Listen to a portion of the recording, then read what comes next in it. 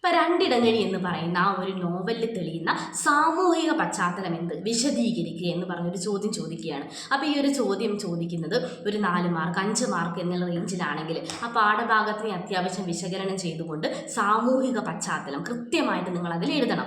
അപ്പോൾ ആദ്യമേ തന്നെ ഞാൻ പറയുകയാണ്, ഒരു 4 മാർക്ക് 5 മാർക്ക് ചോദിക്കുമ്പോൾ നമ്മളെ ചോദ്യത്തിൽ തന്നെ എഴുതിയിട്ടുണ്ടാകും ഒരു പുറം എഴുതുക എന്ന് പറഞ്ഞിട്ട്. അപ്പം അങ്ങനെ ചോദിക്കുന്ന ചോദ്യങ്ങളിൽ നിങ്ങളെ തീർച്ചയായിട്ടും എന്തെഴുതണം, അതിൻ്റെ തുടക്കത്തിൽ ഒരു ഇൻട്രൊഡക്ഷൻ ഭാഗം തകഴി ശിവശങ്കരപ്പിള്ളയുടെ രണ്ടിടങ്ങഴി എന്ന് പറയുന്ന നോവലിലെ 17-ാം അധ്യായമാണ് പ്ലാവിലക്കഞ്ഞി എന്നത്. ഇതിൽ കൊടുത്തിരിക്കുന്നത് എന്താണ് അല്ലേ, ആ ഒരു കാലഘട്ടത്തിൽ ജന്മിത്ത വ്യവസ്ഥയും ആ വ്യവസ്ഥിതിയിൽ അടിച്ചമർത്തപ്പെട്ടു പോകുന്ന കർഷക തൊഴിലാളികളുടെയും ജീവിതത്തിനെ പശ്ചാത്തലപ്പെടുത്തിക്കൊണ്ട് അല്ലെങ്കിൽ ആ ഒരു ജീവിതം ആവിഷ്കരിക്കുന്ന ഒരു കഥയാണിതെന്ന് പറഞ്ഞുകൊണ്ട് നിങ്ങൾ എഴുതി തുടങ്ങണം. അപ്പോൾ തീർച്ചയായിട്ടും ഇത്തരത്തിൽ വലിയ മാർക്കിൽ ചോദിക്കുന്ന ചോദ്യങ്ങളിലെല്ലാം തന്നെ നിങ്ങൾ എന്ത് ഉൾപ്പെടുത്തണം, അതിൻ്റെ തുടക്കത്തിലൊരു ഇൻട്രൊഡക്ഷൻ എന്തായാലും ഉൾപ്പെടുത്തണം. അപ്പോൾ ഇതിൻ്റെ ഉത്തരം എങ്ങനെ എഴുതാൻ നോക്കാം. നമ്മൾ ആദ്യം തന്നെ ഒരു ഇൻട്രൊഡക്ഷൻ എഴുതി. ഇനി നമുക്ക് ഇതിൻ്റെ ഉത്തരത്തിലേക്ക് വരാം.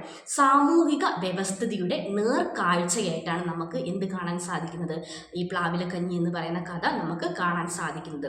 പകലന്തിയോളം പണിയെടുത്തിട്ട്, കോരൻ എന്ന് പറയുന്ന കേന്ദ്ര കഥാപാത്രത്തിനെ കുറിച്ചാണ് നമ്മൾ ആദ്യം പറയുന്നത്.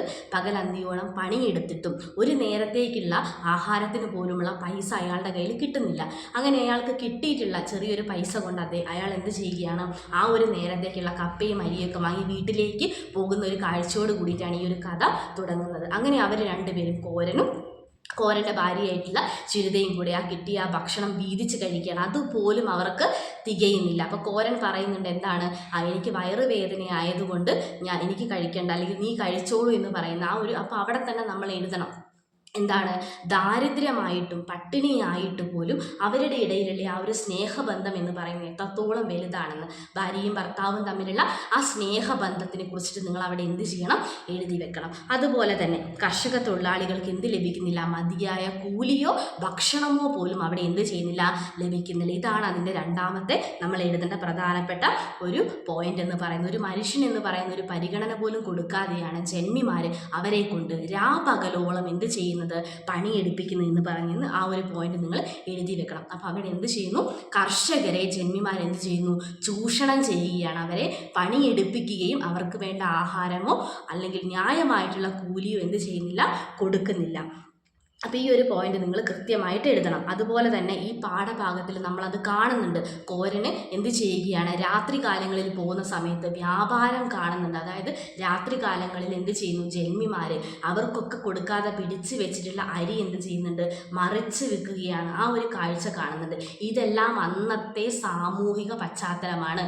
അതായത് അന്ന് അവിടെ കൃഷി ചെയ്യുന്ന കർഷകന്മാരോട് കാണിക്കുന്ന, അതായത് ജന്മിമാർ കാണിക്കുന്ന ക്രൂരതയാണ് അവിടെ കാണുന്നത്. അപ്പോൾ ഇത് നിങ്ങൾ അവിടെ കൃത്യമായിട്ട് എടുത്തെഴുതണം. അവർക്ക് കൃത്യമായ നെല്ലോ കാര്യങ്ങളോ, നെല്ലാണ് അന്ന് കൂലിയായിട്ട് കൊടുക്കുന്നത്. അപ്പം നെല്ല് കൊടുക്കാതെ അത് മറിച്ച് വിറ്റുകൊണ്ട് ആ കർഷകരെ മുഴുവൻ, അതായത് തൊഴിലാളികളെ മുഴുവനും ദുരിതത്തിലാഴ്ത്തുന്ന ഒരു സാമൂഹിക പശ്ചാത്തലവും, അതുപോലെ തന്നെ കോരൻ്റെ അച്ഛൻ്റെ അവസാനത്തെ ആഗ്രഹം എന്ന് പറയുന്നത് എന്താണ്, ഒരു നേരമെങ്കിലും കഞ്ഞി കുടിച്ചതിന് ശേഷം മരിക്കുക എന്നതാണ്. അയാൾ കഴിക്കുന്നത് കപ്പ മാത്രമാണ്. അതുകൊണ്ട് അയാൾ എന്ത് ചെയ്യാണ്, വളരെയധികം വിളറിയിരിക്കുകയാണെന്ന് പറയുന്നു. അപ്പോൾ ഇത്തരത്തിൽ ഒരു നേരത്തെ ഭക്ഷണം പോലും കഴിക്കാൻ സാധിക്കാത്ത തൊഴിലാളികളുടെ അങ്ങേയറ്റം ദുരിതമായിട്ടുള്ള ആ ഒരു ജീവിത സാഹചര്യത്തിനെ നേർക്കാഴ്ച വരച്ചു കാട്ടുന്ന ഒരു കഥയാണ് ഇതെന്ന് പറയുന്നത്, രണ്ടിടങ്ങഴി എന്ന് പറയുന്നത്. അതിലെ ഭാഗമാണ് പ്ലാവിലക്കഞ്ഞി എന്ന് പറയുന്നത്.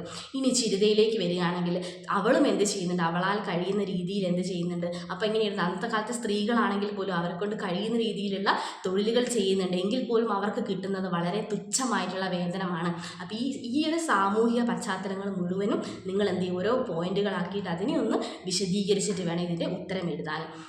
ഈ ഒരു ഉത്തരത്തിൻ്റെ അവസാനത്തിലേക്ക് വരുന്ന സമയത്ത് കോരൻ എന്ന് പറയുന്ന കഥാപാത്രം ജന്മിത്ത വ്യവസ്ഥക്കെതിരെ, ഇത്രയും കൂലി തനിക്ക് കിട്ടുന്നില്ല, നെല്ല് കൂലിയായിട്ട് കിട്ടിയില്ലെങ്കിൽ ഇനി ഞാൻ എന്ത് ചെയ്യില്ല, പണിക്കിറങ്ങില്ല എന്ന് പറയുന്ന ഒരു പ്രതിഷേധത്തിലേക്ക് എത്തുന്നു. അപ്പോൾ കോരൻ എന്ന് പറയുന്നത് ഒരു പ്രതീകമാണ്. അന്നത്തെ ആളുകൾ എല്ലാവരും ഈ രീതിയിൽ ചിന്തിച്ചിട്ടുണ്ടാകും. അപ്പോൾ ഒരു പ്രതീകമാണ് കോരൻ. അത്തരത്തിൽ കർഷകരെല്ലാ ആളുകളും തന്നെ എന്ത് ചെയ്യുന്നു, ഒരു സംഘടിത സ്വഭാവം കൈവരിക്കുന്നു എന്ന രീതിയിലേക്ക് വരുന്നിട്ടാണ് ഈ ഒരു കഥ അവസാനിക്കുന്നത്. അപ്പോൾ ഇത്രയും പോയിന്റ്സുകൾ നിങ്ങൾ നിങ്ങളുടെ ഉത്തരത്തിൽ എന്ത് ചെയ്യണം, ഉൾപ്പെടുത്തിയിട്ട് വേണം ഒരു പുറത്തിലൂടെ നമ്മളിത് ഒരു പുറം കവിയാതെ അത്രയും പോയിന്റുകൾ ഉണ്ടോ നിങ്ങളുടെ ഉത്തരത്തിൽ നിന്ന് നോക്കുക. ഇൻട്രൊഡക്ഷൻ എഴുതുക, പ്രധാനപ്പെട്ട പോയിന്റുകളെല്ലാം ഈ ഉത്തരത്തിൽ എന്ത് ചെയ്യുക, കൃത്യമായിട്ട് എഴുതി വെച്ചിട്ട് നന്നായിട്ട് എന്ത് ചെയ്യാം, ഈ ഒരു ഉത്തരം